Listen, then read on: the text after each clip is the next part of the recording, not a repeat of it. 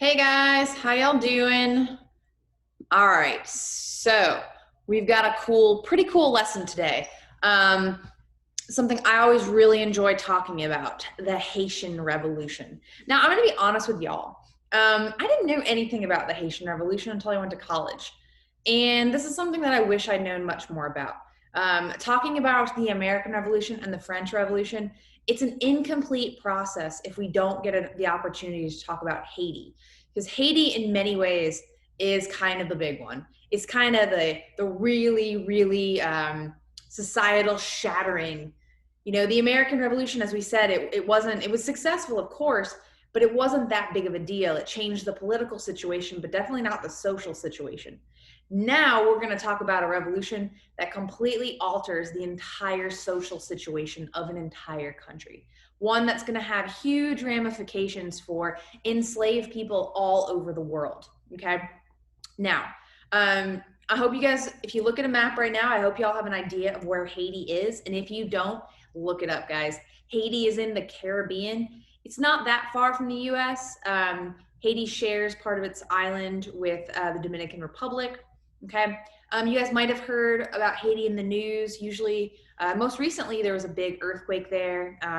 Today, it is a very, very poor country. And we're going to talk a little bit about why in just a second. But make sure you know where Haiti is, because we are about to throw down some crazy revolutionary stuff with Haiti. All right, so guys, remember we are in period 3, 1750 to 1900. We are still talking about revolutions. All right, we've got our American Revolution, our French Revolution, and now our Haitian Revolution. Okay, the world is starting to look a little different because of these revolutions. Okay, so got a little meme for you.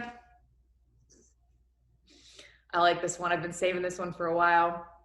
I'll get some more memes for the actual kids who are in class. There's a lot of fun stuff with the French Revolution. Okay, so let's talk about the Haitian Revolution, okay? So the revolution itself took place between 1791 and 1804. So a little over 10 years, and this is going to be after the American Revolution and after the French Revolution. And that actually matters here because you're not going to have a Haitian Revolution without the American Revolution. You're not going to have a Haitian Revolution without the French Revolution, okay?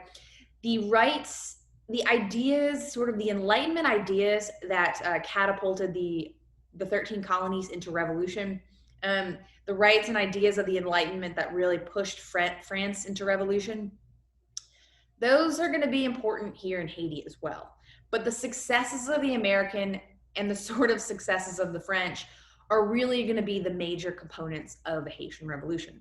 So what you need to know before you know anything about the Haitian Revolution is this.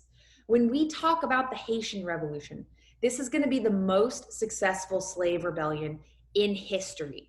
And up to this point, it's pretty much the only successful slave rebellion, okay? I'm not really sure if I know about any others prior to this that were this successful. All right, we have several slave rebellions. I'm sure you've heard of Nat Turner's revolt in South Carolina, other rebellions in the 13 colonies, but none with the long-term ramifications that you'll see in Haiti, okay? So the Haitian Revolution is actually going to start as a slave revolt. So you're going to have enslaved people initially revolting against the plantation system, the system of forced labor. All right. And the system of forced labor in Haiti is extraordinarily brutal. Okay. It's way worse than what you think you know about it. All right. And the revolt is going to end with the founding of an independent state, completely run by formerly enslaved peoples. So think about that for a minute. Okay. We just had the American Revolution, which we said didn't have huge social ramifications. Okay. Enslaved peoples prior to the American Revolution were still enslaved after. Okay. Regardless of all men being created equal. All right. Same goes in France. Okay. France didn't really have huge social ramifications. Okay. The French Revolution, that is. The Haitian Revolution it will be a slave revolt. Okay. And after this is going to be all over, formerly enslaved people will have achieved their freedom and they will have done it all on their own. Okay. So, first things first, guys, as I said, I hope you know where Haiti is. So Haiti is this island right here. Today, you kind of draw a line in the middle of it. Half of it's Haiti, half of it's the Dominican Republic, okay? Now, what you need to understand about the Haitian Revolution is that Haiti, which was formerly called Saint Domingue, was a French colony, and that is asterisk worthy, okay? It's a French colony, the French Revolution. So how are the French going to be able to keep their colonies when French people are revolting against the very system, the political system that is withholding these colonial structures, okay? What you also need to know, guys, is that Haiti is going to be the most valuable colony on earth. Now, I know in period 2, we said that was probably Brazil, but kind of the same ideas, right? Sugar growing from Brazil, sugar growing from Haiti. This is going to be a valuable commodity. And because these systems practice mercantilism, right? Portugal will make money off of Brazil. France will make lots and lots and lots of money off of Haiti, okay? So valuable colony. The French are going to be very disinterested in giving up a colony worth so much money, okay? In fact, the value of Haiti, it is estimated that that little tiny island right there was worth more than all 13 colonies of the, what is now the United States, okay? So think about that. That is how much sugar is bringing into this mercantilistic system, okay? The French need Haiti. They need the money coming in from sugar because, as we said, guys, the French keep payrolling all of these wars against the British, the 7 Years' War, then later the American Revolution. They're not really making much money off of anything. So that is why they're gonna need Haiti. They're gonna need that sugar money, okay? So what else you need to know about Haiti? Well, prior to this revolution, 90% of the population were enslaved people. Okay, think about that for a second. So if you have 100,000 people on Haiti, 90,000 of them are enslaved. Okay, that probably terrifies you if you are a white plantation owner. Because I think that is that many people that are enslaved. And the problem is, guys, is that this enslavement on Haiti is not some sort of cushy, nice sort of job that people all love. Slavery on Haiti is extraordinarily brutal. Now, as we said in period 2, sugar growing is a very labor-intensive process.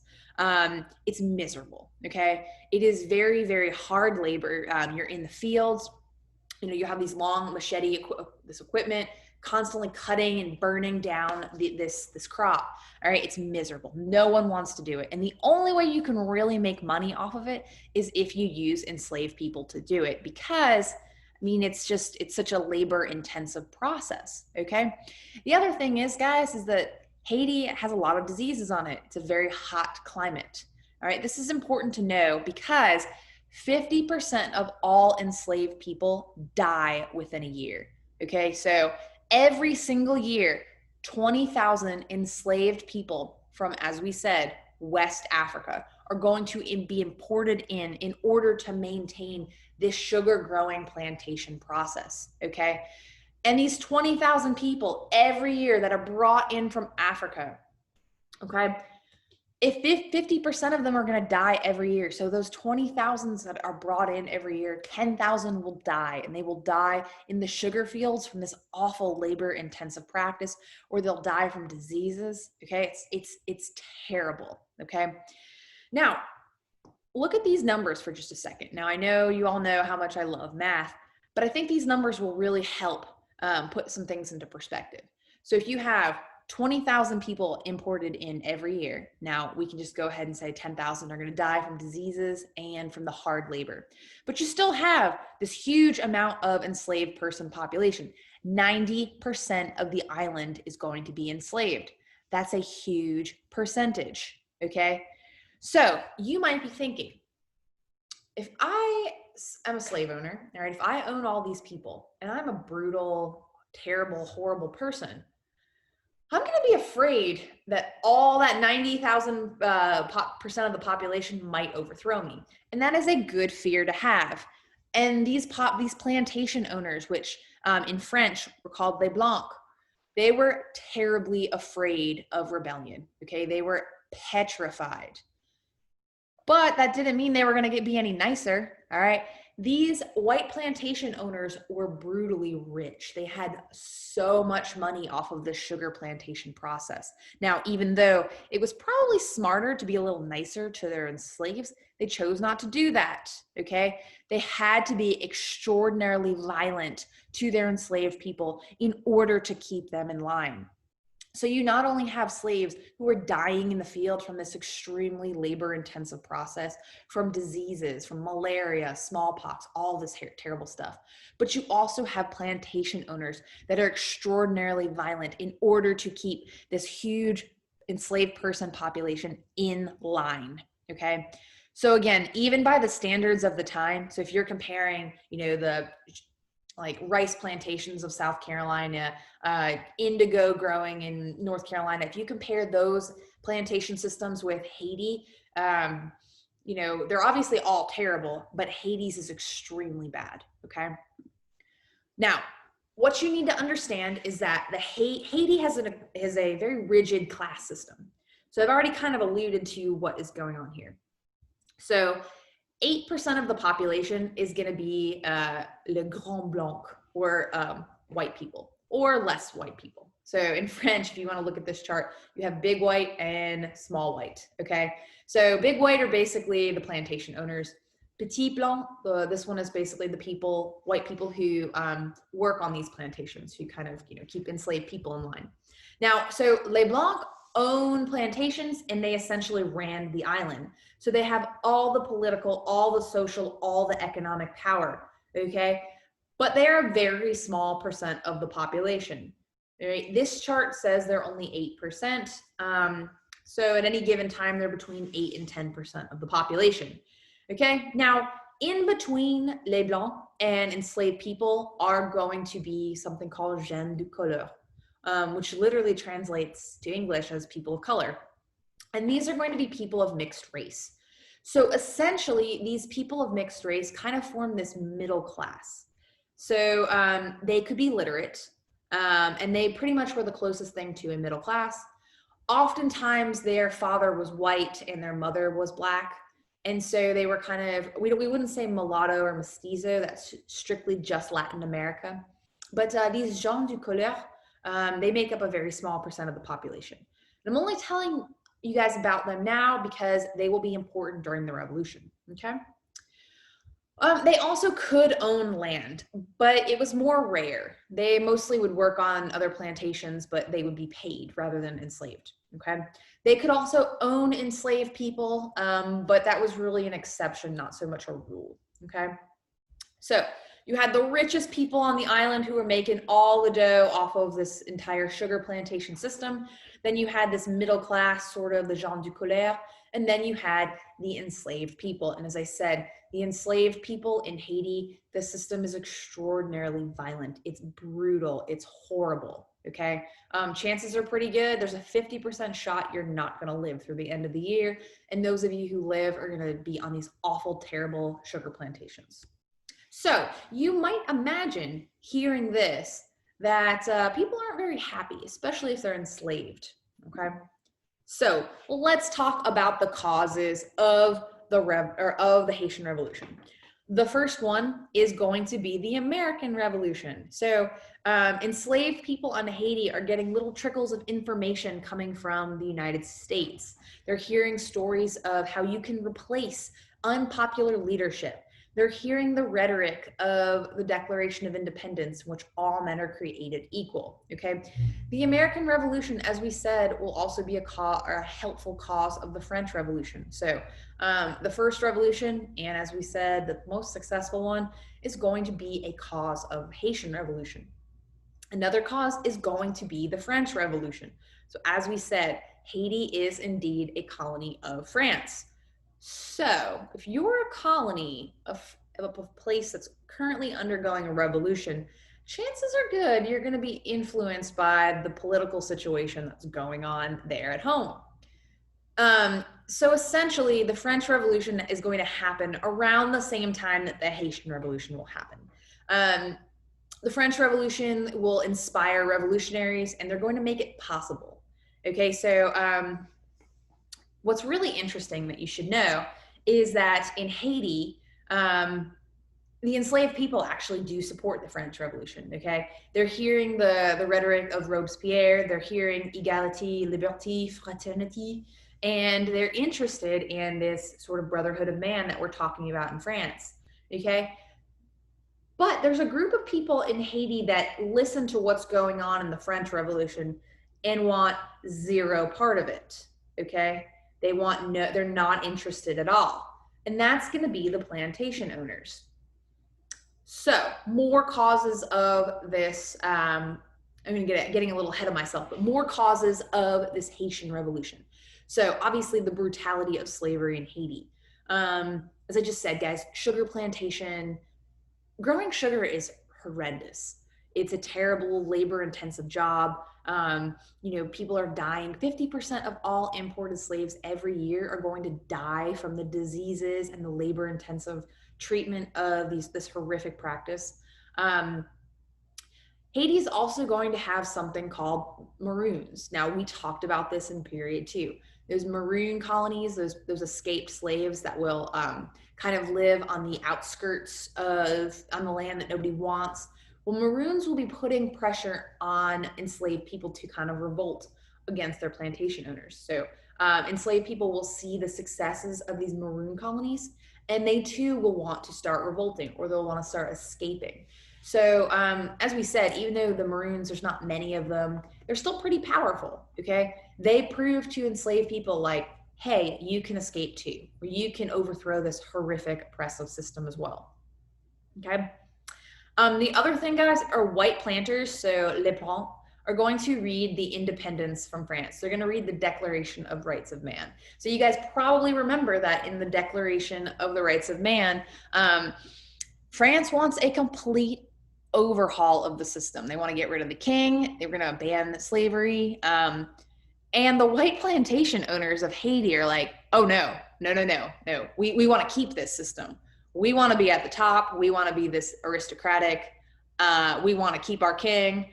We don't want any of this like liberty, freedom, maternity, or fraternity crap. So essentially, les Blancs want France to stay the same before the revolution. So the Haitian Blanc are going to rebel, and they're going to revolt against the French Revolution. So think about that just for a second. It's kind of hard to understand. But these people want to stay the same. All right, they want to go back to the time when you have the French king. So they're going to rebel against the rebellion, essentially. Yeah, it's hard to wrap your head around, but yeah. And so when enslaved people see this, they're like, well, wait a second. France is about to give us freedom, and you want to stay the same. So the white planters are going to revolt against the French, and then the enslaved people are going to rise up against the Les Blancs and attempt their own version of independence.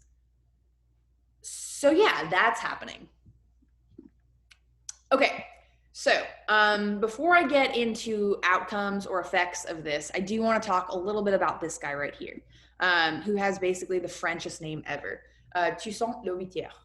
So he is going to be a really, really, really, really important figure in the Haitian Revolution. And so I just want you guys to know his name. I want you to write it down because I'm sure you will see it again. College Board loves to ask the stimulus-based questions on his quotes, I guess we could say.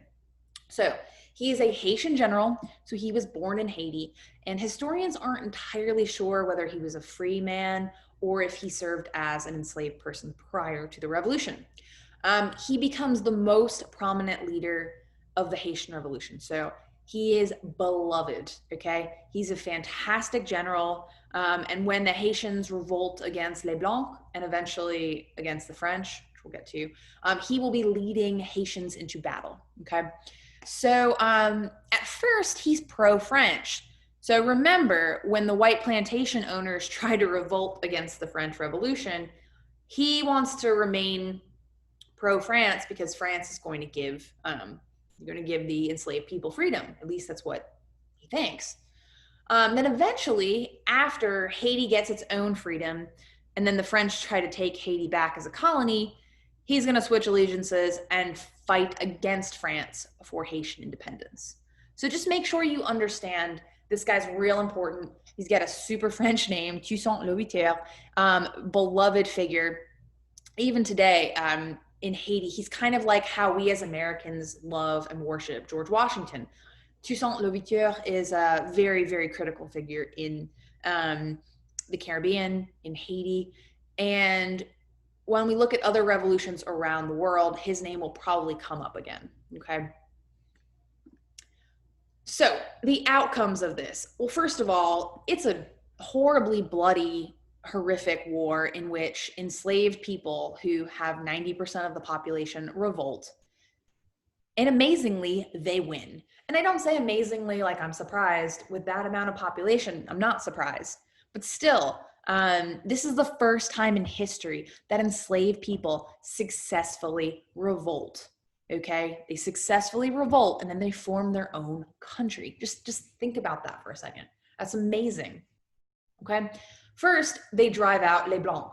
All right, they drive out the plantation owners. They drive out pretty much most of the white people. Okay, mostly because white people on Haiti during this time either had some sort of, they either owned the plantation or they were the oppressors, they were the overseers, they did the horrific deeds to the enslaved people.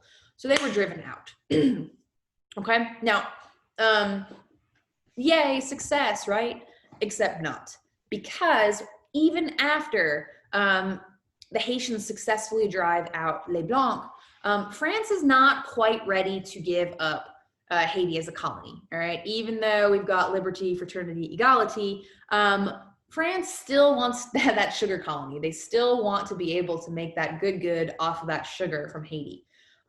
So they get out Les Blancs, and then a few years later, once France, the revolution kind of settles down in France, France is going to get a new leader, all right? A man named Napoleon Bonaparte. And so even though Napoleon is more interested in taking over much of Europe, at some point, he's also going to send a large group of French soldiers and the French Navy to go to Haiti and to try to bring it back into the French Empire. So under Toussaint Louverture, the Haitians actually withstand this sort of invasion by the French. So they're able to fight off the French. And over a couple years, the French are starting to get really pissed off. A lot of French soldiers are dying from malaria, from all these awful diseases.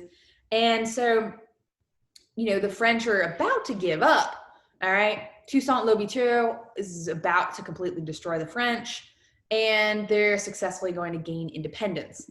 But the French are going to do something really, really dirty that they would never have done to someone who was white. So the French decide to issue or kind of offer a parley to Toussaint Louverture. So they invite him to come to the French Navy to talk about some sort of like retreat. France will leave Haiti and all will be well. So under good faith, Toussaint Louverture goes to the French Navy, and he gets on a boat and about to make some sort of peace treaty with the French. And instead they kidnap him and bring him back to France and put him in prison and essentially let him rot to death. All right, they put him in a prison with no roof, do not give him any water or food, and he dies. And so the French army essentially kill him, and they do so in a very dirty, awful manner. Okay, now this is in a lot of ways is kind of like sort of the proof that Haiti needs to really get the French out for good. So a bloody, savage fight is going to go on between the Haitians and the French, and a lot of it now is because the leader is dead. So at the end, anyone who is white on Haiti will be massacred. And you know, obviously we don't condone murder here in AP World, but in a lot of ways, the enslaved people who rose up and freed themselves and created their own country and had a prolific leader, Toussaint Louverture, they deserve this freedom. They deserve to be able to call themselves free men, okay? And again, this is the first successful moment, or the first successful slave revolt in the history of the world. Okay. The problem is, guys, is that there's still weird class stuff going on in Haiti. All right. So you still have this racial split between the gens du couleur and the free enslaved people. Okay.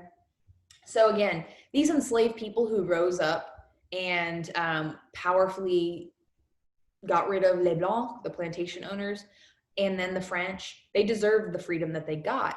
But remember, there was that sort of secondary class, that middle class, the gens du couleur. And now they didn't do anything wrong. They didn't get expelled during the revolution, but they were used to having a little bit more power than enslaved people.